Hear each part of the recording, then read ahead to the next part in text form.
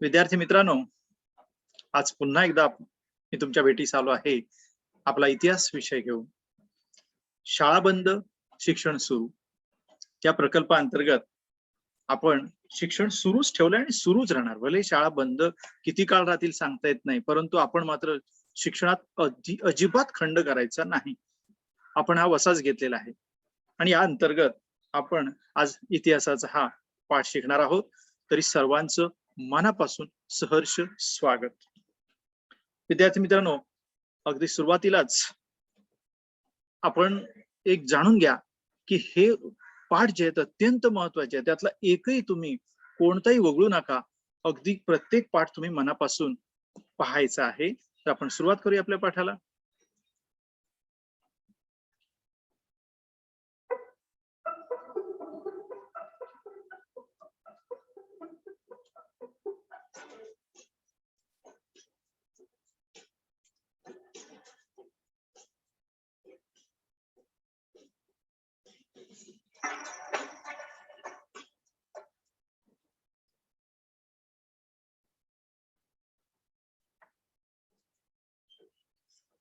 विद्यार्थी मित्रांनो, आजचा आपला पाठ आहे इतिहासाचा 1857चा स्वातंत्र्य लढा. इतिहासामधील अतिशय सोनेरी पान असं म्हटलं जातं, कारण त्याचं नावच स्वातंत्र्य लढा आहे. आपण नेहमी स्वातंत्र्य लढा जो पाहतो तो नंतरचा आहे. हा प्रथम स्वातंत्र्य लढा आहे 1857 साली. आता ह्या स्वातंत्र्य लढ्याचं काय कारण होती, त्याचा विस्तार कसा झाला आणि त्याचा परिणाम काय घडला, हे सर्व आपण आज सविस्तरपणे या पाठामध्ये पाहणार आहोत. तयार आहात ना? चला तर सर्वप्रथम आपण नेहमीप्रमाणे सुरुवात करूया एखाद्या सुंदरशा सुविचाराने. कारण या सुविचाराने ज्यावेळी सुरुवात करता त्यावेळेस तुमचा दिवसच चांगला जातो. आणि एवढंच नाही तर हा सुविचार ज्यावेळेस तुम्ही मनामध्ये रुजवता, ठसवता, त्या संपूर्ण आयुष्याला अर्थ प्राप्त होतो. आणि म्हणून असाच एक सुंदर सुविचार आपण घेऊन आलो आहोत. आपला आत्मसन्मान आणि प्रखर देशाभिमान जपणारी व्यक्तीच समाजात सदैव सन्मानास पात्र ठरते. विद्यार्थी मित्रांनो, लक्षात घ्या, सर्वप्रथम आपल्याला आत्मसन्मान पाहिजे, अभिमान पाहिजे, स्वाभिमान पाहिजे. कोणत्याही गुलामगिरीत जगण्यात मजा नाही. त्यामुळे सर्वात प्रथम आत्मसन्मान आणि नंतर प्रखर देशाभिमान. जर तुमचा देश सुरक्षित तर तुम्ही सुरक्षित. त्यामुळे अशा या दोन गोष्टी आपल्याला कायम या गोष्टींचा अभिमान बाळगायचा आहे, देशाचा आणि स्वतःचा देश. तर अशी जर तुम्ही केलं तर तुम्हाला समाजामध्ये सदैव सन्मान प्राप्त होत असतो. तर अतिशय सुंदर अशा सुविचाराने कारण आपण सुरुवात करणार आहोत. कारण हा आत्मसन्मान जपणारी हजारो माणसं आपल्या देशामध्ये होऊन गेले. देशाभिमानासाठी बलिदान केलेले कितीतरी लोक होऊन गेले आणि म्हणूनच आपण सुरक्षितपणे जगत आहोत. तर हा सुविचार आपण अंगी बाळगूया आणि पुढे जाऊया. सर्वप्रथम बघूया या पाठातून आपण काय बरं शिकणार आहोत ते. अध्ययन निष्पत्ती म्हणजे यातून तुम्हाला काय नक्की मिळणार आहे पाहूया. 1857चा जो स्वातंत्र्य लढा आहे त्याचा उगम कसा झाला, त्याचं स्वरूप काय होतं, त्याचा विस्तार कुठपर्यंत झाला, त्याचे परिणाम काय, त्यापासून आपण घेतलेला बोध याचे स्पष्टीकरण आपण देणार आहोत. आणि या ब्रिटिश सत्तेच्या काळात प्राचीन नागरी व व्यापारी केंद्रे आणि हस्त व्यवसायावर आधारित उद्योग लयाला जाऊन नवीन नागरी व्यापारी केंद्रे आणि उद्योगधंदे विकसित कसे झाले या गोष्टीचे देखील आपण विश्लेषण करणार आहोत. चला तर सर्वजण तयार आहोत. तर विषय आहे आजचा, घटक आहे आपला 1857चा स्वातंत्र्य लढा. चला पाहूया. तर सर्वप्रथम बघूया तुम्हाला मागचे पाठ किती लक्षात राहिलेत, कारण आपण चौथा पाठ घेत आहोत. पहिले तिन्हांमध्ये काय लक्षात आले पाहूया. मुलांनो, तुम्ही उत्तर द्यायचं आहे की भारतामध्ये ज्यावेळेस ब्रिटिश आले त्यांना हे राज्य सरळ त्या देशामध्ये राज्य करता आलं नाही. आपला विस्तार करत असताना, साम्राज्य वाढवत असताना कोणाकोणाशी लढावं लागलं, कोणी सांगू शकेल का? कोणाशी लढावं लागलं? कोणत्याही एका विद्यार्थ्याने सांगा. चला, इथे धनश्री आलेले आहेत आणि त्या सांगतात. मला वाटतं धनश्रीने हात वरती केलेला आहे. हो सर. हा बोला बाळा. सर, इंग्रजांना भारत काबीज करण्याआधी फ्रेंच, डच आणि इतर स्थानिक सत्ताधीशांशी लढावं लागलं. किती स्पष्ट आणि सुस्पष्टपणे सांगितलं. अतिशय सुंदर उत्तर. त्यांना या स्थानिक इथले जे राजे होते, संस्थानिक होते, त्यांच्याशी लढावं लागलं. वेगवेगळ्या सत्ता होत्या.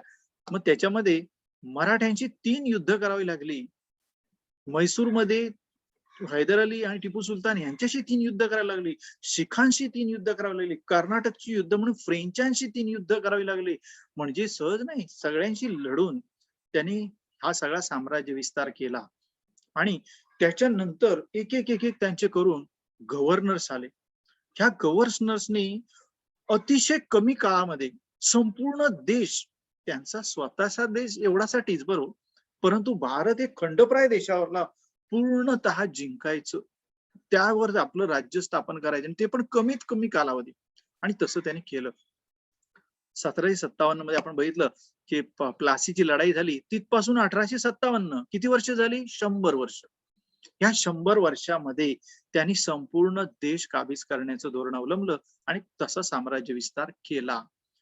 याच्यामध्ये त्यांना महत्वाचं योगदान त्यांच्यामध्ये होतं, ते म्हणजे त्यांना जे गव्हर्नर्स लाभले ना, ते एकापेक्षा एक होते, सरस होते. रॉबर्ट क्लाइव्ह, की ज्याने तुम्हाला माहितीये की प्लासीची लढाई जिंकली, फ्रेंचांचा पराभव केला आणि साम्राज्य विस्तार केला. त्याने तो असं म्हणतात की ब्रिटिश साम्राज्याचा पायाच, कारण इथे गच्च पावलं त्याने रोवली.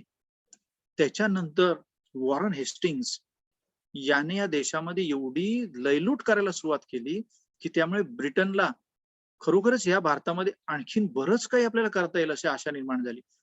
आणि त्यामुळे त्यांच्या दृष्टीने तोही महत्वाचा ठरला. नंतर जो कॉर्नवालिस आला ना, त्याने जी पद्धत आणली ना, तिला नावच काय माहितीये? कायम धारा. कसली धारा? पैशाची. अरे इतकं त्याने अशा तऱ्हेने या देशामध्ये राज्य करायला सुरुवात केली की त्यांच्यामध्ये कायम धारा सुरू झाली. त्याने इथल्या शेतकऱ्यांना पिळून काढलं आणि त्याच्याऐवजी ह्या कायमधारा पद्धतीतून मालगुजारी पद्धत आली. ह्या सगळ्या पद्धतींमधून त्यांनी देशाचं एवढं काही शोषण केलं की भारतातल्याचं सगळ्यात चांगलं उदाहरण म्हणजे जो सगळ्यात समृद्ध बंगाल होता, तो 100 वर्षात सगळ्यात जास्त कंगाल बनला. याच्यातूनच लक्षात येतं की ब्रिटिशांनी काय केलं असेल. त्याच्यानंतर जो आला तो लॉर्ड वेलस्लीचं तर काय विचारावं. या गाड्याने तर तैनाती फौज अशी आणली की आपल्या राजांना समजलंच नाही की आपण गुलाम कधी झालो. खुद्द पेशव्याने ही तैनाती फौज घेतली आणि एवढं मराठा साम्राज्य देशभर पसरलेलं ते त्यांच्या गळ्यात बांधलं. म्हणजे किती दुर्दैव आहे की अशा तऱ्हेने या ब्रिटिशांनी साम्राज्य विस्तार केला.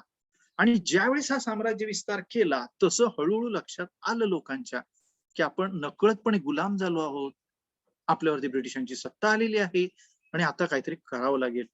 आणि म्हणून एकेकाने अशा तऱ्हेने करायला सुरुवात केली. ब्रिटिशांना आता विरोध करावाच लागेल, कारण ह्यांनी आपली राज्य घेतली. एक विचार करा की राजा, तुम्ही म्हणाल राज्य घेतलं फरक काय पडला, पण एक लक्षात घ्या, एक राजा एखाद्या राजाला समजा जिंकलं गेलं तर केवढा मोठा फरक पडतो बघा. की त्याच्या दरबारामध्ये जमीनदार होते, वतनदार होते, आणि हे सगळे वतनदार, जमीनदार हे सगळेच बेकार झाले ना. एका राजाच्या दरबारात माणसं किती असतात विचार करा. या कितीतरी लोक असतात, नर्तक, वादक, हे सगळ्या तऱ्हेची माणसं, कितीतरी सैन्य, हे सगळं बेकार झालं. आणि त्यामुळे सगळे चिडले, ब्रिटिशांच्या विरोधात लढा द्यायचा ठरवलं. शेतकऱ्यांचं शोषण, कारागिरांचं, आणि यातून एक एक लढा द्यायचं लोकांनी ठरवलं. पण आता करणार कोण? कारण आता ब्रिटिश पूर्वीसारखे राहिले नव्हते. आता ब्रिटिशांची ताकद खूप वाढली होती, इतकी वाढली होती की आता त्यांना विरोध करणं एकट्या दुकट्याने शक्यच नव्हतं. पण तरी सुद्धा या ठिकाणी प्रयत्न झालेच. बघूया कोणी प्रयत्न केले. सगळ्यात प्रयत्न प्रथम ओडिशामध्ये स्पाईक नावाचे लोक होते. 1817 मध्ये त्यांनी प्रचंड मोठा विरोध केला ब्रिटिशांना. म्हणजे काय केलं? 1817 मध्ये तिथले जे पाईक म्हणजे कोण, आधी मुळात आपल्या महाराष्ट्रात जसे शिलेदार असायचे तसे त्यांच्याकडे पाईक नावाचे सरदार असायचे. ते शेती करायचे आणि आपल्या वतनामध्ये ते राहायचे. आणि त्याच्या बदल्यात ज्यावेळेस कधी राजाने वतन दिलेली असायची, त्यामुळे त्या बदल्यात राजाला कधी मदत करायची असे ते लोक असायचे. ही पाईक लोकांची सगळी वतनच काढून घेतली. आता मला सांगा, आपली वतनं, आपल्या जमिनी सगळ्या जर घेतल्या ते कसे शांत बसणार? आणि म्हणून हे सगळे पाईक सरदार एकत्र आले आणि त्यांचा प्रमुख बनला बक्षी जगनबंधू. आणि याने 1817 मध्ये ब्रिटिशांना जबरदस्त टक्कर दिली. कितीतरी मोठा लढा झाला, परंतु ब्रिटिशांना ठाऊक होतं आपल्या देशावरती राज्य करणारे हे छोटेसे जगनबंधू म्हणा किंवा ओडिसा राज्य काय करणार, आणि ह्या सगळ्या सरदारांचा त्यांनी पाडाव करून टाकला. बाळांनो, तुम्हाला माहिती आहे आपल्या देशामध्ये आदिवासी समाज अजूनही आहे, सगळीकडे आहे, प्रत्येक राज्यामध्ये आहे. हे आदिवासी असतात ना, तुम्हाला माहिती आहे कुठे राहतात? जंगलामध्ये राहतात. आणि त्यांचं जीवन जे असतं ते निसर्गाशीच सगळं संबंधित असतं. असेच आदिवासी ओडिसामध्ये, छोटा नागपूर, बिहार, महाराष्ट्र सगळीकडेच होते. आणि त्यांना काही कोणाची सत्ता आली काय आली याच्यापेक्षा महत्वाचं होतं की मला जंगल संपत्ती माझी आहे, निसर्ग माझा देव आहे. परंतु ब्रिटिशांनी काय केलं, यांना सुद्धा या जंगलात मध्ये वावरण्याचे हक्क काढून घेतले. त्यांचे सगळ्या हक्कांवरती गदा आणली. आणि मग अजूनपर्यंत बिचारे आदिवासी जे कधी कोणाच्या फंदात पडले नव्हते ते सुद्धा चिडले.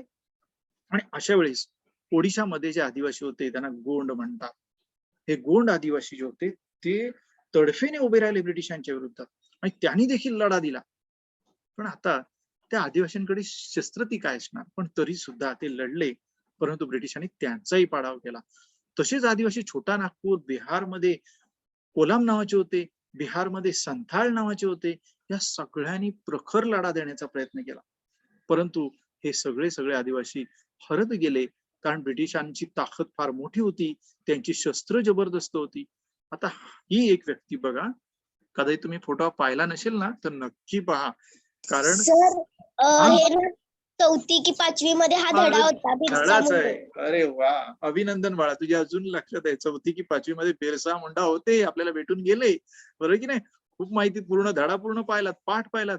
बिरसा मुंडा ही सामान्य व्यक्ती नव्हती, वास्तविक म्हटलं तर आदिवासी, आणि म्हटलं तर अतिशय सामान्यच तसं. कारण काय, शस्त्र काय, फक्त तीर कामठा, परंतु सामान्य नव्हते, असामान्य होते. कारण या एका व्यक्तीने एक दोन नव्हे, हजारो आदिवासींना, त्या छोटा नागपूर बिहारच्या सर्व आदिवासींना एकत्र केलं आणि ब्रिटिशांच्या विरुद्ध केवळ तीर कामठ्याने एवढी प्रचंड मोठी लढाई केली, एवढं युद्ध केलं की त्याच्यामध्ये ब्रिटिश हरले. 2-3 वर्ष सतत ही व्यक्ती लढा देत होती आणि ब्रिटिश हरत चालले होते. ब्रिटिशांना हैराण करून सोडलं आणि त्याच्यामुळे ब्रिटिशांनी जंग पछाडलं. नंतर आता यांना मारण्याशिवाय पर्याय नाही, आणि मग शेवटी बिरसा मुंडांना पकडण्यात आलं आणि त्यांना फाशी देण्यात आलं. आज देखील तुम्ही जर रांचीमध्ये बघाल तर मोठं विमानतळ आणि मोठमोठ्या संस्थांना त्यांची नावं आहेत, आणि फार मोठी व्यक्ती ही होऊन गेली. आता अशा तऱ्हेने ही, आता प्रश्न असा होता की अशा तऱ्हेने हे एक एक लढा देतच होते, पण दुर्दैवाने बाळानो हे सगळे कुठेतरी त्यांचा पराभव होत होता, कुठेतरी कमी पडत होती ताकद. अगदी महाराष्ट्रात त्याच्या पलीकडेच घडलं. महाराष्ट्रामधले सगळे जे भिल्ल होते, कोळी होते, रामवशी होते, हे एकत्र आले, त्यांनी एकत्र येऊन लढा द्यायचा प्रयत्न केला. परंतु शेवटी ब्रिटिशांची ताकद तिथेही जास्त झाली आणि तेही कुठेतरी कमी पडत गेले. आता मात्र बंगालमध्ये तर तुम्हाला आश्चर्य वाटेल, 1763 ते 1857 जवळजवळ 100 वर्ष होत आली, 90 वर्ष तर झालीच. या 90 वर्ष बंगालमधले फकीर लोक, अक्षरशः सैन्याशी लोक, यांना पण ब्रिटिशांनी यांना एवढं छळलं होतं की त्या छळाला कंटाळून या सगळ्यांनी बाहेर पडले आणि देशासाठी वंदे मातरम, बंकिमचंद्र चटर्जी यांची जी कादंबरी ना आनंदमठ, तर ती, आणि त्याच्यानंतर हे वंदे मातरम गीत हे इथूनच सुरुवात झाले. या सैन्याशांनी वंदे मातरम करत, म्हणजे मातृभूमीला वंदन करतो असं म्हणत ब्रिटिशांच्या विरुद्ध टक्कर दिली. आणि त्याच्यानंतर जे कोल्हापूरमध्ये जेवढे गडकरी होते, गडकरी याचा अर्थ किल्ल्यांचे किल्लेदार, ते एकत्र आले कोल्हापुरातले, त्यांनी लढा दिला. पण नाही हो, ब्रिटिशांशी टक्कर देणं आता कठीणच होतं. कोकणामध्ये, तळ कोकणात कोण सावंत आहे, सावंतवाडी संस्थान, त्या ठिकाणच्या संस्थानिकांनी सुद्धा प्रचंड लढा दिला, तिथेही काही होईना. शेवटी खुद्द ब्रिटिशांचे सैनिक, वेल्लोर या ठिकाणी असलेले सैनिक आणि बराकपूरच्या छावणीत असलेले सैनिक, बराकपूर आलं बंगालमध्ये, आणि हा वेल्लोर आणि बराकपूरच्या छावणीतील सैनिकांनी सुद्धा प्रचंड विरोध ब्रिटिशांना केला. परंतु या दोन छावण्या काय करणार ब्रिटिशांच्या प्रचंड मोठ्या सत्तेपुढे आणि कितीतरी शस्त्रास्त्रांपुढे, तेही हरले. आणि अशा तऱ्हेने ब्रिटिशांनी ह्या छोटे छोटे लढे देशभर जेवढे होत गेले त्या सगळ्यांना पराभूत करून टाकलं, नेस्तनाभूत करून टाकलं. आणि याच्यातला सगळ्यात मोठा एक लढा होता ना, तो एका महान माणसाचा. आपण बघूया, ही पहा ती व्यक्ती, त्यांचं नाव आहे उमाजी नाईक. छत्रपती शिवाजींना फार मोठे आदर्श मानायचे आणि स्वतःला राजेच म्हणायचे. राज्याभिषेक पण करून घेतला होता. राजे उमाजी नाईक पुरंदर किल्ल्यावरती रासायचे आणि आजूबाजूचा सगळा प्रदेश वास्तविक ते रामोशी. परंतु रामोशीच काय, त्यांनी भिल्ल, कोळी, आदिवासी जेवढे लोक जमा करता येतील त्या सगळ्यांना जमा करून एक मोठं सैन्यच उभं केलं. पुन्हा एकदा छत्रपतींसारखं आपण राज्य स्थापन करायचं नाही, ब्रिटिशांना हाकलून लावायचं, असं या उमाजी नाईकांनी ठरवलं. उमाजी नाईकांनी 1-2 वर्षाने 10 वर्ष अक्षरशः ब्रिटिशांना सळो की पळो करून सोडलं. ब्रिटिशांनी पहिलं बक्षीस लावलं की हे बक्षीस आणि बिघा जमीन दिली, बरेच बिघा, लोकांना 100 बिघा जमीन देऊ केली की जो कोणी याला पकडेल. परंतु कोणाची हिंमत होईना म्हणण्यापेक्षा कोणी फितूरच होईना. त्यामुळे उमाजी नाईक आणखीन ताकद वाढवत गेले.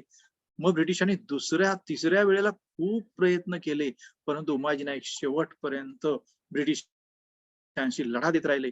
आणि शेवटी मात्र ब्रिटिशांनी असं ठरवलं की आता कुठे फितुरी केली पाहिजे यांच्यात, आणि फितुरीने शेवटी त्यांना पकडण्यात आलं. उमाजी नाईक यांचा लढा अजरामर आहे बाळांनो. आता मी एवढा थोडक्यात सांगणं म्हणजे खरोखर मला असं वाटतं की त्यांच्यावरती अन्याय आहे.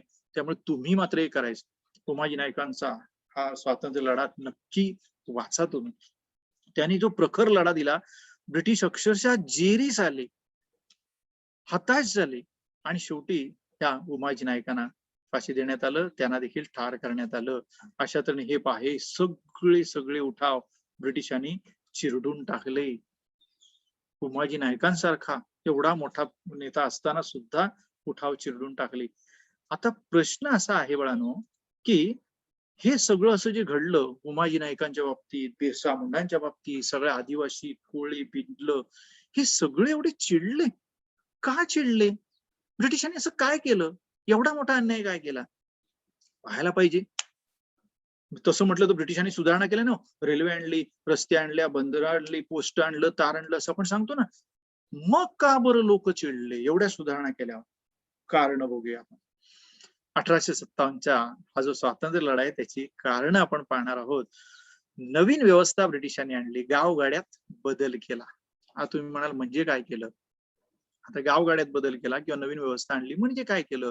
तर त्याला एक चांगला शब्द आहे बाळांनो, तो म्हणजे स्वयंपूर्ण खेडे. बाळांनो, अगदी आमच्या बालपणामध्ये सुद्धा आणि आमच्या मागच्या पिढीत तर खूपच स्वयंपूर्ण खेडी होती. म्हणजे आपली गावही सुखात होती. त्या ठिकाणी गावाच्या बाहेर कोणी जायची पण गरज नाही, कारण 12 बलुतेदार होते. तेली, कोळी, कोष्टी, बरोबर, लोहार, सुतार, चांभार, सगळ्या तऱ्हेची माणसं गावात असायची. त्यामुळे गाव अति सुखाने, समृद्धीने होतं, स्वयंपूर्ण होतं, कोणाकडे जाण्याची गरज नाही. पण ब्रिटिशांनी या गावगाड्यात बदल केला. ही लोक बरोबर, त्यांना पैशाची पण गरज नाही लागायची. अगोदरच्या पिढीमध्ये पैसे देखील त्या काळामध्ये जास्त वापरले नाही जायचे. फक्त श्रीमंत आणि व्यापाऱ्यांकडे पैसे असायचे, पण गरीब लोक फक्त वस्तू विनिमय करायचे. एकालाही वस्तू द्यायची, त्याच्या बदल्यात दुसरी वस्तू घ्यायची. समजा कुंभाराने तुम्हाला भांडी दिली मातीची, तर त्याला धान्य द्यायचं. अशा स्वरूपात म्हणजे एवढी सुख समृद्धी गावांमध्ये होती. कलाकार होते, कारागीर होते. गावागावामध्ये प्रत्येक जण काहीतरी काम करत असायचा आणि प्रत्येकाच्या हे जे व्यवसाय ठरलेले होते. त्यामुळे एवढी सुंदर कलाकारी आपल्या देशात होती. परंतु ब्रिटिशांनी सगळं बंद करून टाकलं. त्यांनी पैसा आणला आणि शेतसारा महसूल गोळा करायला सुरुवात केली, आणि महसूल पैशाच्या रूपातच. आणि तुमचं जरी शेती डुबली, बुडली, खूप पाऊस पडला, काही झालं, अवर्षण झालं, तरी सुद्धा तुम्ही आम्हाला शेतसारा दिलाच पाहिजे. आणि तो रोखीने पैशाच्या रूपात दिला पाहिजे. ज्या लोकांना पैसे माहिती नाहीत त्यांना मदत करायचं तर सोडून द्या. त्यांचं खरोखर दुर्दैवाने काही घडलंच, त्यांची शेती जर झाली नाही तर त्यांना मदत करणं सोडून द्या शेतीवातीसाठी. उलट त्यांच्याकडून महसूल जबरदस्तीने गोळा केला. त्यामुळे लोकांनी शेती सोडून दिली आणि ब्रिटिशांनी खरोखर यांना अक्षरशः भिकेस लावल्यास म्हणतात ना, अशा परिस्थिती करून टाकली. जे शेतकरी समृद्ध होते, जमीनदारांच्या जमिनी काढून घेतल्या.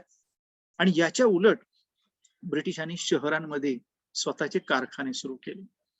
आणि त्यामुळे लोक हळूहळू सगळ्या आपल्या शेती बाती जमिनी सोडून, काहींनी सुरुवातीला कर्ज काढली, का तर ब्रिटिशांना महसूल द्यायचा आहे.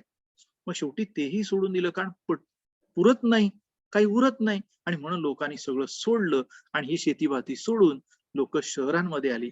आणि मुंबई, मद्रास, कलकत्ता शहरं सुजत गेली, फुगत गेली, वाढत गेली. आणि आता आपण बघतो या शहरांचं काय झालं. ही ब्रिटिशांची देण. वास्तविक त्या काळात ही शहरं नव्हतीच, जवळजवळ गावासारखी होती, परंतु ब्रिटिशांनी ही शहरच मोठी निर्माण केली. आणि लोक, शेतकरी जो होता तो देशगडीस लागला. आता शेतकऱ्यांचं हे अशी परिस्थिती, जी स्वयंपूर्ण खेडी होती ती कोलमडून गेली. आता लोक एकमेकाचे गुलाम झाले, एकमेकावरती अवलंबून राहू लागले, अशी परिस्थिती. त्याच्यानंतर आताच मी म्हटलं, प्रत्येक गावात कारागीर होते, कला कौशल्य होतं, किती सुंदर लोक आपापसात व्यवहार करत होते आणि छानपैकी वस्तू तयार करत होते. ब्रिटिशांनी मात्र स्वतःचा माल आणला आणि त्याच्यावरती अगदी तोच माल घेतला पाहिजे अशी जबरदस्ती सुरू झाली. आणि तुमचा माल जर विकायचा असेल तर त्याच्यावरती कर लादले. जसे त्या शेतकऱ्यांचे हाल केले तसे कारागिरांचे हाल केले. आणि त्यांच्यावरती एवढा कर लादला गेला की त्यांनी शेवटी आपले सगळं बंद केले, कला कौशल्य बंद, त्यांचे छोटे छोटे लघुउद्योग बंद पडले, सगळे कारागीर बेकार झाले. आणि त्यांच्या मनामध्ये एकच प्रचंड अशी फडफडणारी ज्योत तयार झाली. कसली? संघर्षाची. ब्रिटिशांचा विरोध करायचा, संघर्ष करायचा. पण कोण करणार? हो, शेतकरी कुठे बिचारे भात किंवा गहू ज्वारी लावत होते, त्यांना सांगितलं तुम्ही कापूस लावला पाहिजे, तुम्ही नीळ लावली पाहिजे, म्हणजे तंबाखू लावलं पाहिजे, म्हणजे नगदी पिकं. म्हणजे लोक खाण्याच्या ऐवजी त्यांना हे विकण्यासाठी ब्रिटिशांना कच्चा माल हवा होता. ब्रिटिशांनी शेतकऱ्यांचे हाल केले, ब्रिटिशांनी अशाच तऱ्हेने ह्या कारागिरांचे हाल केले. राजांचे तर त्याच्या पलीकडेच हाल झाले. आता राजांचे हाल काय? तर त्यांची वतनच काढून घेतली, त्यांना तैनाती फौज दिल्या, जमीनदार वतनदार बेकार झाले. असंच नाही तर याच्या पुढचं आणखीन एक महत्वाचं ते म्हणजे सैनिक, जे ब्रिटिशांचे कंठ प्राणासारखे, बरोबर की नाही, जीवस्त कंठस्थ, म्हणजे त्याच्यावरती सगळं चालतं. पण ब्रिटिशांनी सैनिकांमध्ये सुद्धा दोन प्रकारचा भेद केला, गोरे सैनिक आणि काळे सैनिक. गोरे म्हणजे त्यांचे ब्रिटिश सैनिक, यांना मोठमोठी अधिकाराची पदं मिळत, आणि आपला जो असणार सैनिक तो जास्त सुभेदाराच्या वरती त्याला पदच मिळत नसे, त्याने किती पराक्रम केला तरी सुद्धा. ज्यास मोठं जोखमीचं काम असायचं तेच आपल्या सैनिकांना पाठवायचं, कारण ठाऊक होतं इथे मरणाचा प्रसंग आहे. यांना जे काही भत्ते मिळायचे ते पण बंद करून टाकले. आपल्या सैनिकांचा पगार त्यांच्या सैनिकांपेक्षा कमी. सैनिकांनी गंध लावणं सुद्धा साधं, हा विरोध.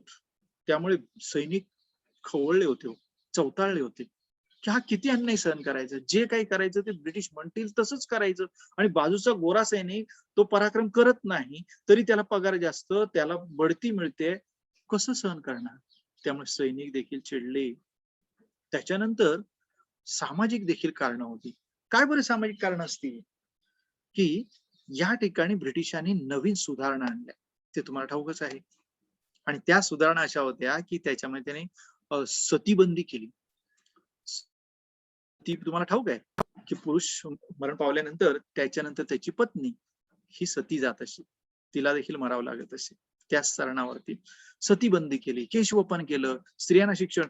वास्तविक ह्या ब्रिटिशांनी चांगल्या केलेल्या गोष्टी आहेत बरं बाळांनो, परंतु लोकांना मात्र त्या पटल्या नाही. ब्रिटिश का ढवळाढवळ करतात आमच्या धर्मामध्ये, आमच्या प्रत्येक गोष्टीत त्यांची आडकाठी कशाला?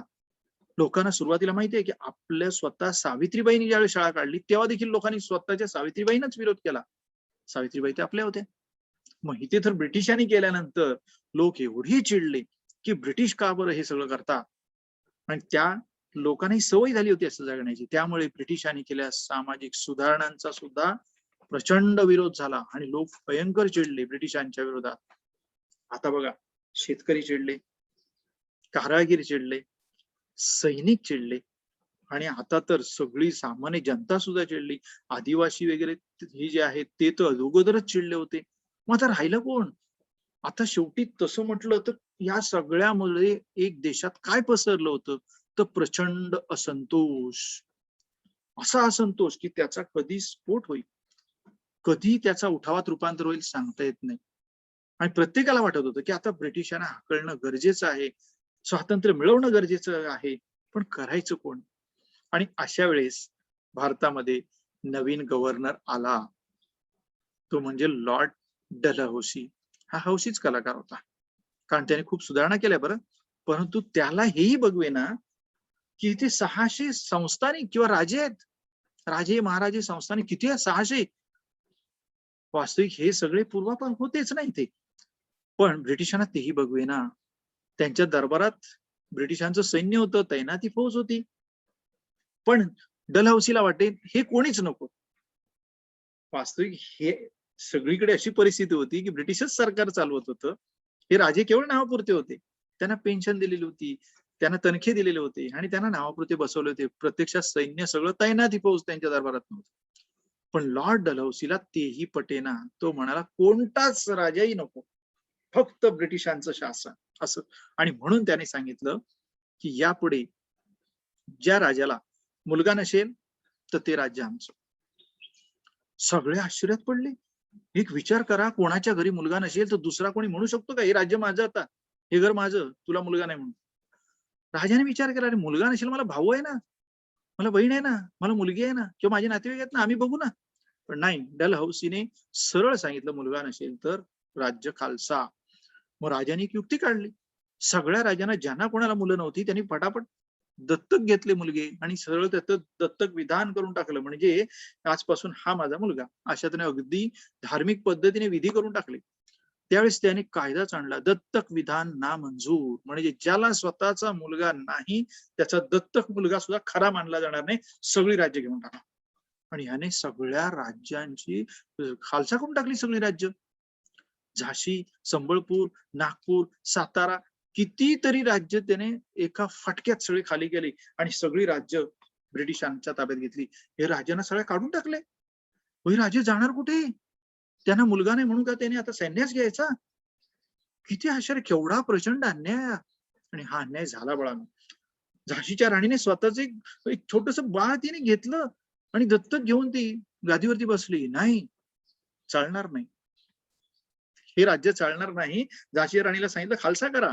प्रतापसिंग साताऱ्याचे, एवढं मराठा साम्राज्याचे ते छत्रपती, परंतु त्यांनाही सांगण्यात आलं. अहो त्यांना तर सांगण्यात काय आलं, त्यांना तर काढूनच टाकण्यात आलं. ऐकत नाही म्हणून त्यांना सरळ काशीमध्ये कैदेत ठेवण्यात आलं.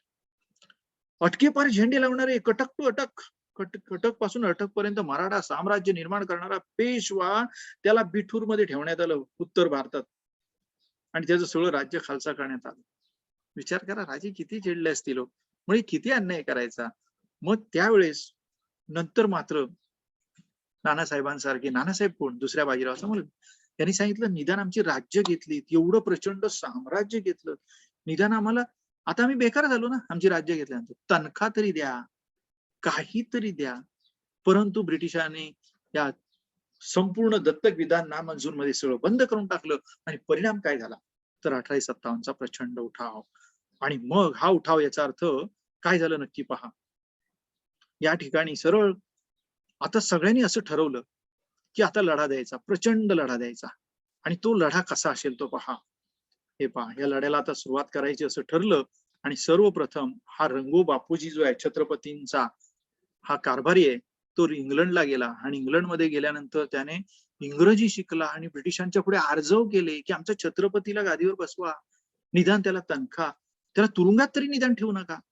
7-8 वर्ष तो झुंज दिली. पण लक्षात आलं, त्याने किती आपलं डोकं वापरलं, किती जरी युक्तिवाद केले, तरी देखील ब्रिटिश ऐकले नाही. तेव्हा समजलं की याच्यावर काही उपाय नाही. आणि मग 1857चा उठाव करण्याशिवाय पर्याय नाही. त्याने आल्याबरोबर छत्रपतीने सांगितलं की ब्रिटिश ऐकण्यातले नाहीत.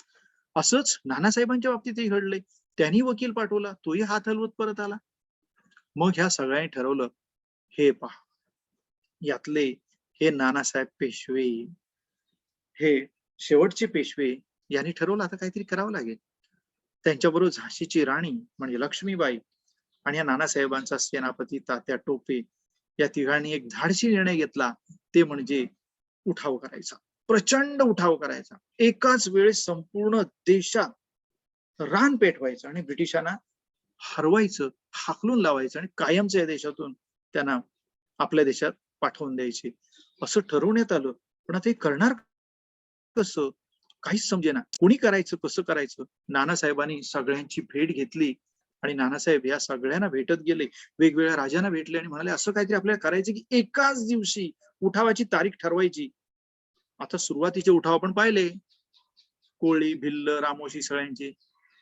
त्याचं अपयश आलंय, पण आपल्याला अपयश येता कामा नये म्हणून आपण काय करायचं, उपाय एकाच वेळेस करायचा, उठाव करायचा आणि तो एकाच वेळेस ठरलं. परंतु झालं बाळांनो विचित्रच. त्या 1857 मध्ये हे पहा, या ठिकाणी एक घटना अशी घडली की बराकपूरच्या छावणीमध्ये सैनिक खूप चिडले होते. त्याला एक तत्कालीन कारण म्हणजे या उठावाला एक तात्पुरतं त्यावेळेचं कारण ठरलं. काय कारण ठरलं? ब्रिटिशांनी एनफिल्ड बंदुका आणल्या, सैनिकांना आपल्या दिल्या, हिंदी सैनिकांना, गोऱ्या सैनिकांना बंदुका दिल्या. त्या बंदुकांच्यावरती एक काडतूस होतं, त्याचं सील तोडायचं, ते दाताने तोडायला लागायचं. आणि ते तोडताना अशी एक बातमी सगळीकडे पसरली. बातमी नाही, अफवा नाही, खरंच होतं ते. ब्रिटिशांनी त्या सीलला आहे ना डुकराची आणि गायीची चरबी लावली होती. यामुळे प्रचंड असंतोष झाला संपूर्ण देशभर. ही बातमी वणव्यासारखी पसरली. गायीचं चरबी आपण दाताने तोडायची म्हणजे आपला धर्म बुडाला. मुस्लिमांना तर डुक्कर म्हणजे अत्यंत निषिद्ध, त्याची चरबी आपण दाताने तोडायची. त्यामुळे इतका असंतोष की ब्रिटिश हे मुद्दाम करतायत आणि खरं ते मुद्दामच करत होते. आणि म्हणून हा आपला धर्म बुडेल असं वाटायला लागलं. आणि म्हणून ह्या ब्रिटिशांचाच बराकपूरच्या छावणीतला हा सैनिक, त्याचं नाव मंगल पांडे. सकाळच सगळे सैनिक समोर उभे असताना ब्रिटिशाने आदेश दिला, उचला ते बंदुका. मंगल पांडेने आदेश पाळला नाही आणि त्याने पुन्हा पुन्हा सांगितलं होती, बंदूक उचलली आणि सरळ त्याने ब्रिटिशांना मारायला सुरुवात केली. आणि एवढा मोठा बंड सुरू झालं की ब्रिटिश बघत राहिले, आपला सैनिक आपल्याला मारतोय. आणि त्याने सरळ सांगितलं, हो मंगल पांडे, मी मंगल पांडे बोलतोय, ज्याला कोणाचं बाटायचं नसेल त्यांनी माझा कित्ता घेवावा. सगळे बघत राहिले, अरे बापरे, एवढ्या मोठ्या सत्तेशी एकटा लढतोय, आता याचं काय होणार, काय होणार. तसंच झालं. ब्रिटिशांनी मंगल पांडेला पकडला आणि सगळीकडे फिरवून आणला आणि म्हणाले, बघा जो कोणी ब्रिटिशांच्या विरोधात जाईल त्याचं काय होतं ते बघा. आणि सगळ्या लोकांच्या समक्ष त्याला फासावरती लटकवला. आता ब्रिटिश शांत झाले. त्याने म्हणाले की चला सुटलो आपण, कारण एकामुळे आता सगळ्यांना समजलंय कोणीच आपला विरोध करणार नाही. परंतु त्याच्या पुढची घटना आणखीन विचित्र झाली, भयानक झाली, आश्चर्यकारक झाली. कोणती? हो, या दिल्लीच्या जवळ मेरठ आहे, तिथले सैनिक सगळे सकाळी अशाच तऱ्हेने बाहेर पडले होते. आणि ब्रिटिशांनी त्यांना सांगितलं की तुम्ही आता बंदुका उचला, एनफिल्ड उचला. त्याबरोबर सगळे जण आपापसात कुरबुर कुरबुर करत होते. त्याच्या मनात मंगल पांडे होता. मंगल पांडे मेला, कोणासाठी मेला? फासावरती कोणासाठी गेला? आपल्यासाठी. आणि आपण मात्र ते सील तोडत बसलोय, धर्म बुडवत राहिलोय, गुलामी सहन केले, नाही सहन झालं. आणि मेरठ मधले सगळे सैनिक एकदम अचानक त्या सगळ्यांनी बंदुका पकडल्या हातामध्ये आणि धडाधड ते घोड्यांवरती बसले. आणि त्यांचे घोडदळ होतं त्यामुळे घोड्यांवरती बसले, सगळ्यांकडे घोडे होते. आणि त्या घोड्यांवरती बसून ते सरळ मेरठ मधून बाहेर पडले आणि दिसेल त्या ब्रिटिशाला कापत सुटले. आणि धडधड धडधड ही घोडदौड करत ते दिल्लीपर्यंत आले. दिल्लीतला मुघल बादशाह होता, त्याचं नाव होतं, हा दिल्लीचा मुघल बादशाह शेवटचा बहादूर शाह जफर. ह्या जफर बहादूर शहाने पण काय केलं, दिल्लीचे दरवाजे उघडले आणि आपल्या सेनापती बख्त खानला सांगितलं, जा त्यांना मदत करा. खुद्द दिल्लीची मदत मिळाली. हे समजल्याबरोबर तिकडे हीच खबर तात्या टोपेंना देखील पोहोचली, सगळ्यांना पोहोचत गेली. परंतु सगळ्यांना एक समजेना, आपण लढा देणार होतो, अगोदरच कसा सुरू झाला? कारण हा लढा सैनिकांनी सुरू केला होता. आता ह्या सैनिकांनी केलेला लढा बराकपूर पुरता नाही राहिला, मेरठ पुरता नाही राहिला, लखनौ मध्ये गेला, अलाहाबाद मध्ये गेला, झाशी मध्ये गेला, नागपूर मध्ये गेला. जिकडे तिकडे सैनिक पेटून उठले आणि सगळ्या सैनिकांचा लढा सुरू झाला. आणि यालाच म्हणतात लढा नाही, उठाव नाही, स्वातंत्र्य लढा. 1857 स्वातंत्र्य युद्ध होतं बाळांनो. त्यांना स्वातंत्र्य मिळवायचं होतं, गुलामी फेकून द्यायची होती, ब्रिटिशांचं उच्चाटन करायचं होते, ध्येय होतं. आणि म्हणून हे सगळे लढाईला सिद्ध झाले. दिल्ली त्यांनी स्वतंत्र केली आणि भारताची राजधानी स्वतंत्र झाली. 3 महिने त्या ठिकाणी आपला झेंडा फडकवला आणि अशा तऱ्हेने स्वातंत्र्य मिळायला जमा झालं. हे ज्यावेळेस झालं तसं झाशीची राणी देखील बाहेर पडली आणि झाशीच्या राणीने देखील उग्र लढा दिला. छोटस बाळ होतो, कसं लढायचं, पण त्या बाळाला पण पाठीशी बांधलं, पाठीवरती बांधून 22व्या वर्षी लढणारी जगातली एकमेव स्त्री अशी. आणि मेरी झाशी नाही दुंगी असं म्हणून ते आपल्या राज्यातून बाहेर पडले आणि कालपीपर्यंत रात्रभर तिने घोडदौड केली. प्रचंड वेदना होत होत्या. तो घोडा थकला पण राणी थकत नव्हती. तिथून ती ग्वाल्हेर पर्यंत गेली. इतकं आणि हे जात असताना सतत मागे सैनिक लागले. प्रचंड लढा तिनेही दिला.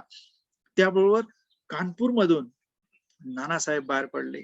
नानासाहेब पेशव्याने तर कानपूर पूर्ण रिकामच करून टाकलं. ब्रिटिश एकही ठेवला. कानपूर स्वतंत्र झालं, झाशी स्वतंत्र झालं, जिकडे तिकडे स्वातंत्र्याचे वारे घुमू लागले. अहो एक आणखीन तुम्हाला सांगतो, बिहारमध्ये कुंवर सिंग होता. कोण? कुंवर सिंग. हा कुंवर सिंग म्हणजे बिहारचा जमीनदार होता, परंतु तो सुद्धा एवढा जबरदस्त चिडला होता. वय किती होतं माहितीये त्याचं बळानो? तुम्ही इमॅजिन करू शकतात नाही की त्याचं वय होतं फक्त, हा पा कुंवर सिंग दाखवतो, हा पा कुंवर सिंग यांचं वय फक्त 80 वर्ष होतं. परंतु लढण्याची तडफ ही 18 वर्षाच्या मुला एवढी होती. आणि म्हणून 80 वर्षाचा जखड म्हातारा देखील लढाईला सिद्ध झाला. आणि नुसतं लढाईला नाही, ब्रिटिशांना हरवलं. पूर्ण बिहारचा तो भाग त्यांनी स्वतंत्र केला आणि ब्रिटिशांना जेरीस आणलं. अयोध्येमध्ये अयोध्येमध्ये या ठिकाणी बेगम हजरत महल यांनी सुद्धा प्रखर लढा दिला. अशातने अवघा देशच पेटून उठला. स्वातंत्र्य युद्ध 3 महिने असं घुमत होतं की ब्रिटिश समजून गेले की आपलं राज्य आता संपलं, आपल्याला इंग्लंडलाच जावं लागणार. कारण 1-2 नाही ना, असे कितीतरी तयारच होत गेले. हा जो वणवा जसा जसा लोकांना समजला तसा तसा पेटतच गेला. आपण पाहिलं की इथे कानपूरमध्ये नानासाहेब पेशवे, झाशी म्हणजे राणी लक्ष्मीबाई, तात्या टोपे हे जे सेनापती होते, सरसेनापती मराठ्यांचे शेवटचे, त्यांनी तर सगळं सैन्य घेऊन जेवढा लढा देता येईल गनिमी काव्याने, कारण ब्रिटिशांची उड्या मैदानावर नाही लढू शकत, गनिमी काव्याने ब्रिटिशांना जेरीस आणलं. आता ब्रिटिश जिथे जात होते तिथे लढा चालू होता. एवढा विस्तार झाला याचा की कुठे कुठे गेला तो बघा लढा. याचं लोण महाराष्ट्रात देखील आलं. साताऱ्याचे शहाजी प्रताप सिंग आणि त्यांचं सैन्य जे होतं ते लढाईला उभं राहिलं. कोल्हापूरचे महाराज चिमासाहेब जे होते ते देखील लढाईला तयार झाले. त्यांनी देखील आपलं सैन्य दिलं आणि सांगितलं की लढा ब्रिटिशांच्या विरुद्ध. हाकलाय ब्रिटिशांना. नरगुंदमध्ये बाबासाहेब भावे होते, त्यांनी देखील लढा दिला. संगमनेर अहमदनगरमध्ये भागोजी नाईक नावाचे होते, या नायकांनी सुद्धा शिलेदार म्हणून सगळं लोक जमवून प्रचंड मोठा लढा दिला. पेठ सुरगणा नाशिकमध्ये एक राणी होती, या राणीने देखील आसपासच्या सगळ्या प्रदेशातील लोकांना जमवलं आणि ब्रिटिशांच्या विरुद्ध टक्कर दिली. खानदेशमध्ये कजार सिंग होते, त्यांच्या सैन्यात 400 फक्त स्त्रियाच होत्या. स्त्रिया घराघराला त्या भिल्ल स्त्रिया बाहेर पडल्या आणि प्रचंड मोठा लढा ब्रिटिशांच्या विरुद्ध सुरू झाला. सातपुडा पर्वत आहे महाराष्ट्राच्या उत्तरेला, त्या सातपुड्याच्या एका एका डोंगर रांगेतून सगळे लोक बाहेर आले. भिल्ल, कोळी, रामोशी, हजारो लोकांच्या ह्या फौजा बाहेर पडल्या आणि शंकर शहा हे देखील लढू लागले. अशातने देशामध्ये वणवाच पेटला, रानच पेटलं आणि ब्रिटिश हादरले. आणि अशा वेळी ब्रिटिशांचा जो गव्हर्नर जनरल होता त्याचं नाव होतं कॅनिंग, गव्हर्नर जनरल कॅनिंग. त्याने विचारातच पडला, त्याने राणीला ताबडतोब संदेश पाठवला, करावं काय. आणि त्यावेळेस व्हिक्टोरिया राणी पण विचारात पडली, आता एक राज्य जिंकणार कसा, देश परत घ्यायचा कसा. बरं एकाला समजावतो पण दुसरीकडे पेटतंय. सगळीच राज्यांमध्ये प्रचंड लढा लढा लढा बस.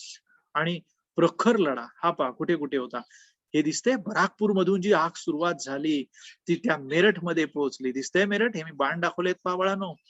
त्या मेरठ मधून सरळ दिल्लीत घुसले. दिल्लीचा मुघल बादशाह बहादूर शाह जफर आणि त्याच्याबरोबर त्याचा सेनापती बख्त खान. या ठिकाणी तुम्हाला अयोध्या दिसते पहा, इथे अयोध्या, अवध त्याला म्हणायचे. त्या अवधची बेगम हजरत महल, त्याच्यानंतर मोहम्मद उल्ला मौलवी, या मौलवीने तर सगळ्या ठिकाणी सगळ्या मस्जिदींमधून सगळ्यांनी सांगितलं हिंदू मुस्लिम आपण एक आहोत, आता तुम्ही काय करा, सगळ्या मौलवींनी एकत्र या. आणि त्या अवध मधले सगळे एकत्र आले. अशा तऱ्हेने या लढ्याचं बाळानो सगळ्यात मोठं वैशिष्ट्य कुठलं आहे माहितीये, देशात प्रथमच अशी एक मोठी घटना अशी घडली इथे की सगळे जाती पंथ प्रांत सगळे विसरले, धर्मभेद विसरले आणि सगळे हिंदू मुस्लिम सगळ्या जाती सगळ्या एक झाल्या. भिल्ल, कोळी, रामोशी, राजे रजवाडे सगळे एकत्र, सैनिक आणि आदिवाशांपासून सगळ्यांनी एकत्र येऊन दिलेला प्रखर असा हा लढा होता. आणि याची खरी प्रेरणा फक्त स्वातंत्र्य मिळवायचं हे एकच ध्येय, चाट असं ध्येय होतं. त्यामुळे सगळे जण हा जो भाग तुम्हाला दाखवलेला आहे ते सगळी ठिकाणं जी आहेत ती सगळी या वणव्यामध्ये पेटून उठली होती आणि रसरसून लढत होती. आता मग पुढे काय झालं? हे सगळे एवढे लढले, मग पुढे काय? ब्रिटिशांचं काय झालं? की हा तो गव्हर्नर जनरल आणि ह्याने खूप लढा देण्याचा प्रयत्न केला, पण नेहमीप्रमाणे ब्रिटिशांनी त्यांनी पुन्हा एकदा एक युक्ती वापरली की इथल्या लोकांना फितूर करायचं. आणि बाळांनो, सांगायस खेद वाटतो की एवढा हा जर लढा आपण जिंकलो असतो तर आपल्याला 1947 ला स्वातंत्र्य नसतं मिळालं, आपल्याला 1857 ला स्वातंत्र्य मिळालं असतं. आपण 100 वर्ष अगोदर स्वतंत्र झालो असतो. पण आपलं दुर्दैव की कुठेतरी हा लढा अपयशी ठरला. कारण शोधणं महत्वाचं आहे, कारण जो इतिहासाची कारण शोधत नाहीत अपयशाची किंवा इतिहासातून जो धडा घेत नाही त्याला पुढे भविष्य त्याचं उज्ज्वल नसतं. आपण बघूया का बरं हरले एवढा मोठा लढा देऊन. बाळांनो, तेच घडत गेलं. इतिहास पुन्हा तसाच झाला की काही संस्थाने ब्रिटिशांच्या बाजूने लढले. कॅनिंगने त्यांना आपल्या बाजूने वळवून घेतलं. उदाहरणार्थ सगळ्यात लढवय्य राजपूत, शीख, गोरखा हे जे मोठ्या लढवय्या जाती आहेत त्याच, आणि मराठ्यांचं तर सगळ्यात मोठे शिंदे ही मोठी मोठी संस्थान होती ती ब्रिटिशांनी आपल्या बाजूला करून घेतली.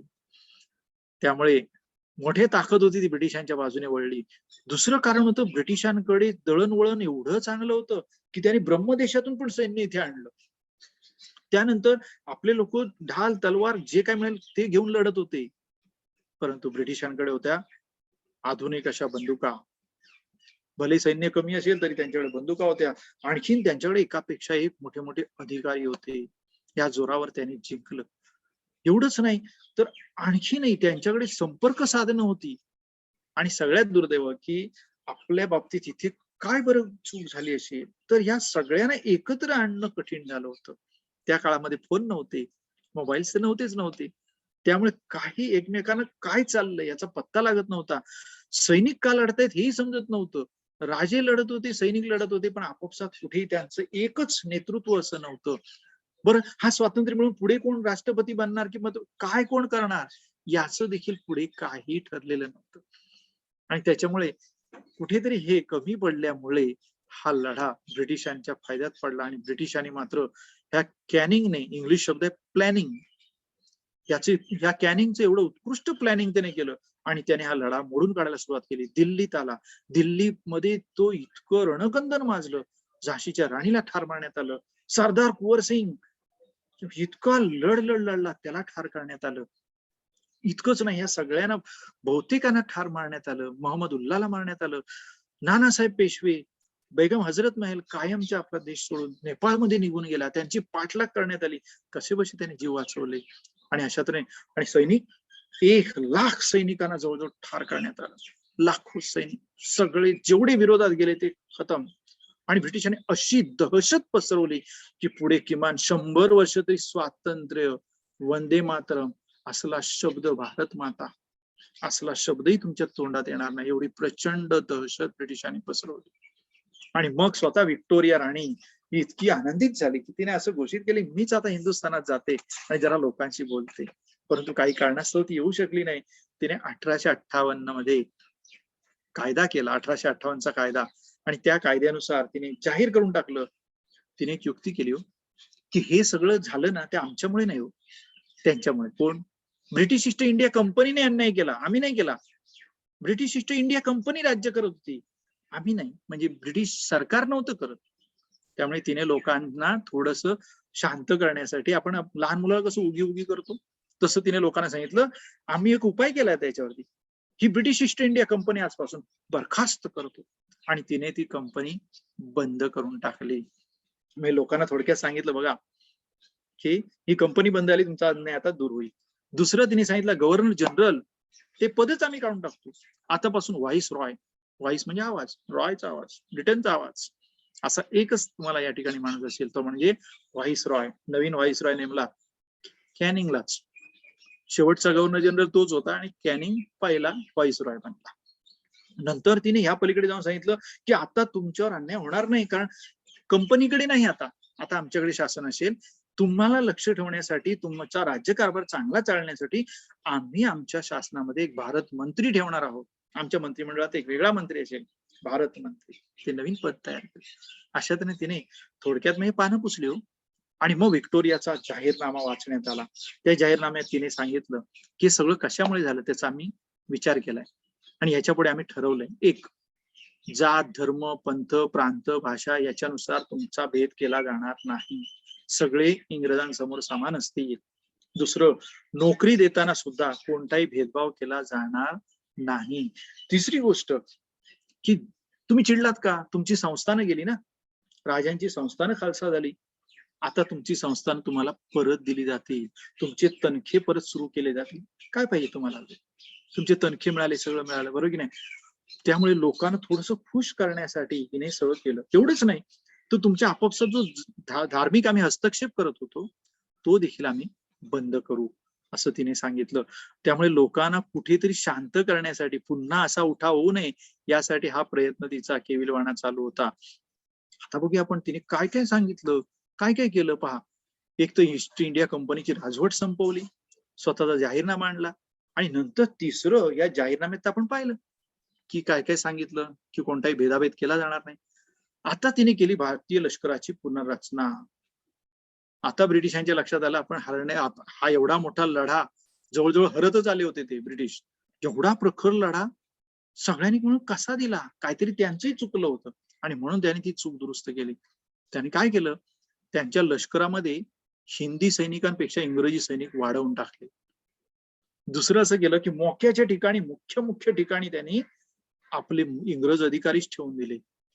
तिसरी गोष्ट, तरी सुद्धा समजा पुन्हा सैनिक कधी चिडले तर, एकत्र आले तर आपल्याला निघून जावं लागेल आणि म्हणून तसे कधी एकत्र येऊ नये म्हणून त्यांनी सगळ्या जातीनुसार वेगवेगळे लष्कराची रचना केली. उदाहरणार्थ मराठा रेजिमेंट, महार रेजिमेंट, शीख रेजिमेंट, गुरखा रेजिमेंट अशा वेगवेगळी पुनर्रचना करून टाकली.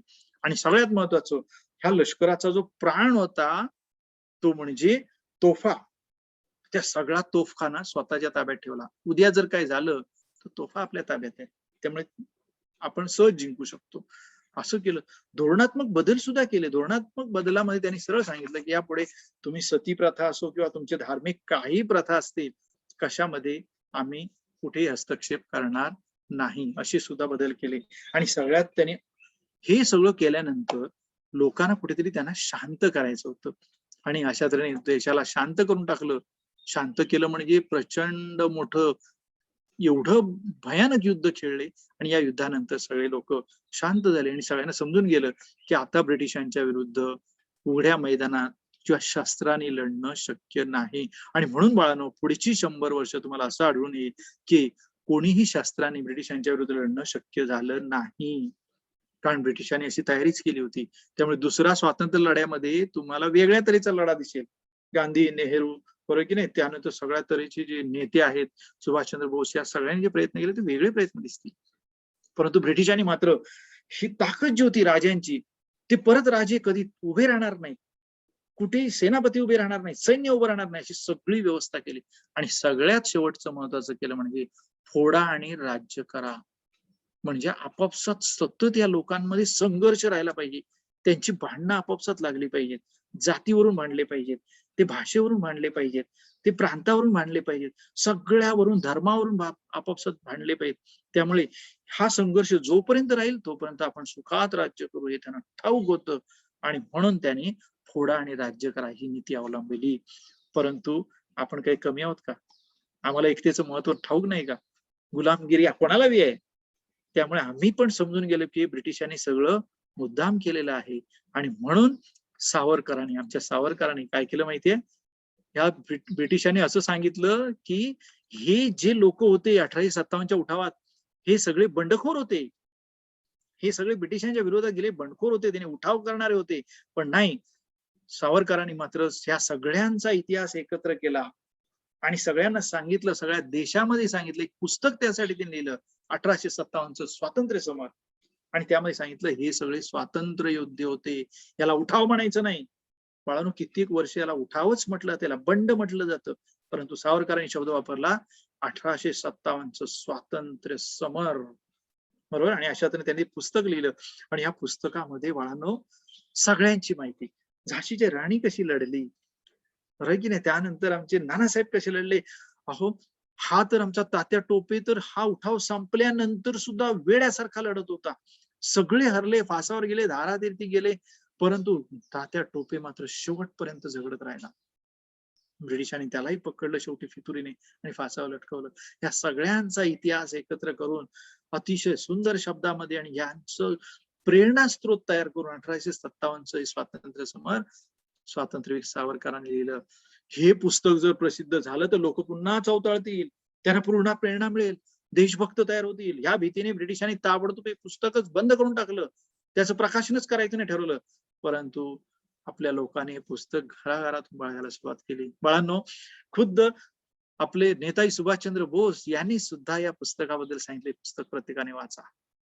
आणि त्याच्यामुळे पुन्हा याच पुस्तकातून, या स्वातंत्र्य लढ्यातून प्रेरणा आपण घेतली आणि पुढचा स्वातंत्र्य लढा हा चालू झाला. आणि तो अखंड 100 वर्ष पुढे ब्रिटिशांच्या आपण झगडून 1947ला आपण शेवटी स्वातंत्र्य मिळवलंच. समजला हा लढा?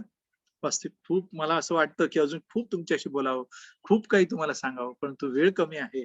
त्यामुळे मला वाटतं इथे तुम्हाला समजलं असावं असं मी समजतो. आणि या ठिकाणी आता पुढचा भाग जो आहे बघूया. आता तुम्ही मला सांगायचं आहे, काही प्रश्न विचारतो. 1857च्या लढ्यातून तुम्हाला कोणती शिकवण मिळाली? चला, कोणी सांगा, काय शिकायला मिळालं? चला, कोण दोघांच्या हातवरती आहे, तिघांच्या हातवरती आहे, कोणी सांगा. सर मी सांगू ऋग्वेद. हा बोल बाळा. हा, ऋग्वेद तर नेहमी छान उत्तर देतो. बोल बाळा. सर एकतेचं महत्व कळालं.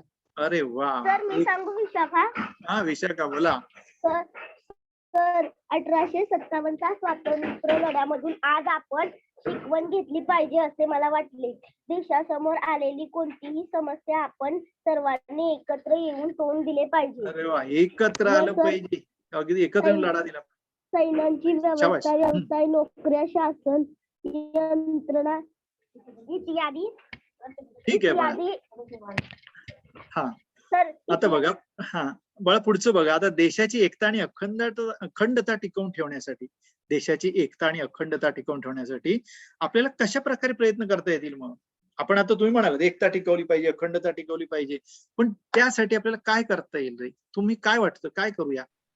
बोला.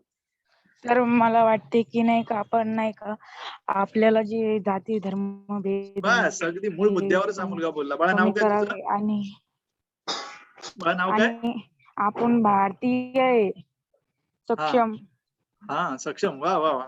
बोल बोल. तर आपण भारतीय आहे. किती केलं तर ते लोक आपल्या देशातले नाहीये. आपण हे लोकांना पटवून द्यावे.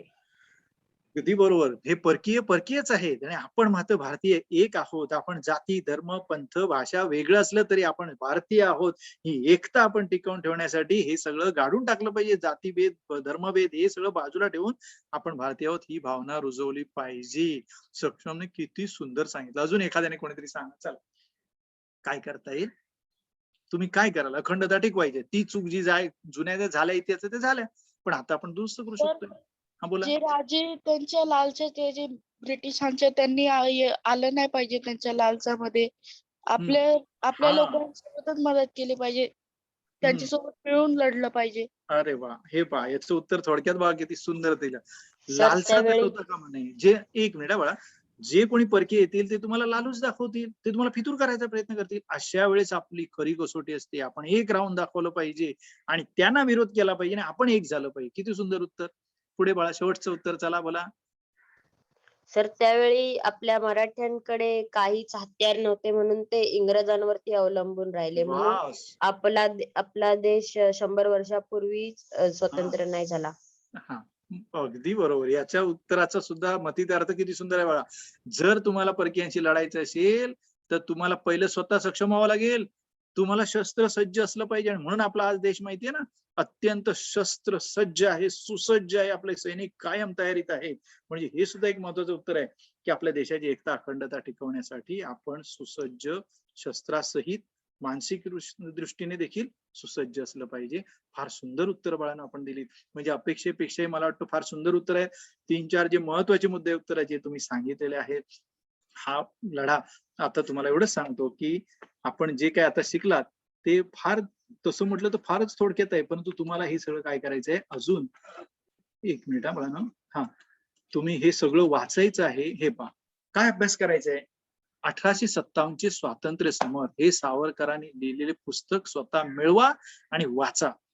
तुम्हाला प्रत्येक ओळीतून प्रत्येक शब्दातून प्रेरणा मिळेल. झाशीची राणी काय होती. खूप लढी मर्दानी वो तो झाशीवाली राणी थी. सुभद्रा कुमारी चव्हाण यांनी लिहिलेली कविता वाचा. फार सुंदर आहे. म्हणजे त्या एका कवितेत झाशीची राणी काय होत्या, काय ते कर्तृत्व ते समजतं. 1857च्या लढ्यामध्ये सामील झालेले महान क्रांतिकारक त्यांची चित्रे जमा करून प्रत्येकाविषयी थोडक्यात माहिती मिळवा. मुलांनो, धडे हे तुम्हाला पूर्ण काही शिकवत नाही. ते तुम्हाला फक्त प्रेरणा देतात, एक सुरुवात करून देतात आणि या पाठांमधून तुम्हाला अधिक माहिती कितीतरी मोठ्या प्रमाणात गोळा स्वतः करायची असते. ते तुम्ही करायचे. कराल ना? मला खात्री आहे तुम्ही करणारच, कारण तुम्ही अत्यंत नावच सक्षम आहे. बरं की नाही? आपण सक्षम आहात, खूप चांगले विद्यार्थी आहात, एवढी छान छान उत्तरं देतात. बरं, तर तुम्हाला पुढील वाटचालीसाठी खूप खूप शुभेच्छा. अशाच तऱ्हेने शाळा बंद असल्या तरी शिक्षण फार उत्कृष्ट तऱ्हेने सुरूच आपण ठेवूया, अशा तुम्हाला शुभेच्छा देतो आणि मी इथे आपले रजा घेतो. धन्यवाद.